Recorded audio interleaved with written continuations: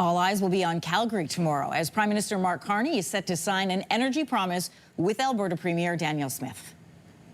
That is a work in process right now. I think we are getting close to a place, and when that gets done, we'll have some more clarity. Well, that's Energy and Natural Resources Minister Tom Hodgkins commenting on the upcoming Memorandum of Understanding between Ottawa and Alberta. This deal would pave the way for a new pipeline from Alberta to BC's coast, infrastructure opposed by BC Premier David Eby. For more on the stakes of this, we're joined by Lisa Raitt, former Deputy Conservative Leader and Vice Chair of Global Investment Banking at CIBC Canada. Great to have you back on the show. Good morning. Great to be here, Anne-Marie. Thanks. Correct me if I'm wrong. This does feel like a new way of doing things in Canada. We're seeing premiers being sidelined. I know that Eby and Carney have had a discussion, but when this conversation comes up, how could an agreement like this actually work? How can a promise be made about exemptions to environmental assessments and everything be made without BC's approval?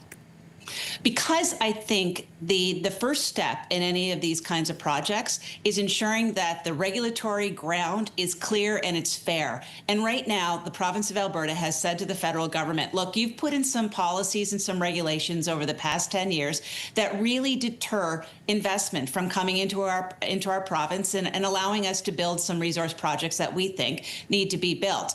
That has to be settled first before you even think about having a project come in. Once the project is there, or whoever is the proponent, maybe it's going to be the province of Alberta, then you do have to go and talk to British Columbia, and you do have to talk to the First Nations. But the first step has to be setting the groundwork of what the regulatory environment is going to be federally, so that there is some certainty for any company that may want to take a look at doing a project here. Well, this is what I have been wondering. Is all precarious sounds too negative, but it is a lot of pieces that have to be in place. So in order to track the investment, you have to be able to promise the approvals. So you've got them down for one province, but then you still need to get them from BC. So it is a longer step process. The Prime Minister is going to give a speech at the Calgary Chamber of Commerce event on Thursday, and the Canadian Association of Petroleum Producers is sponsoring the event. This is a lobby group that criticized the former Trudeau government often and loudly.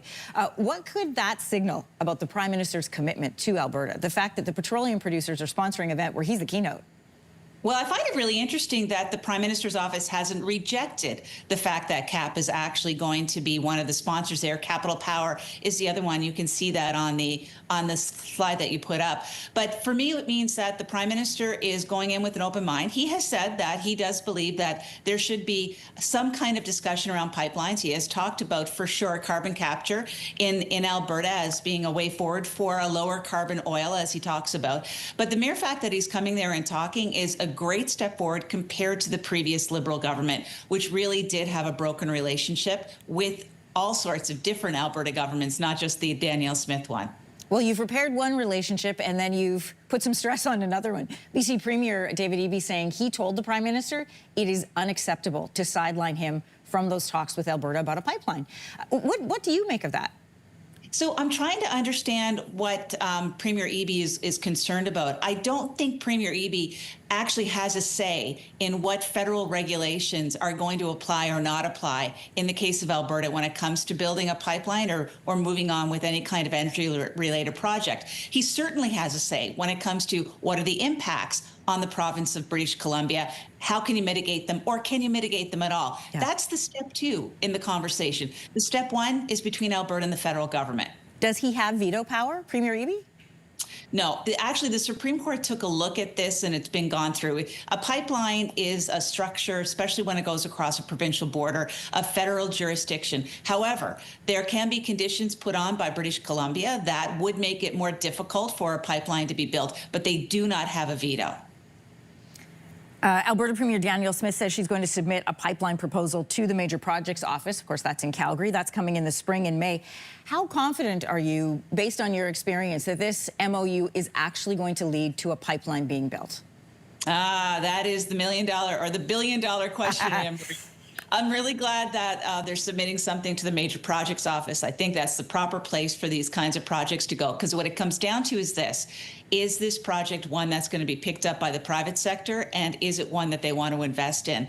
There's a lot of things that have to go into that mix, including having some certainty around whether or not they're going to be able to get regulatory approvals and buy-in from First Nations.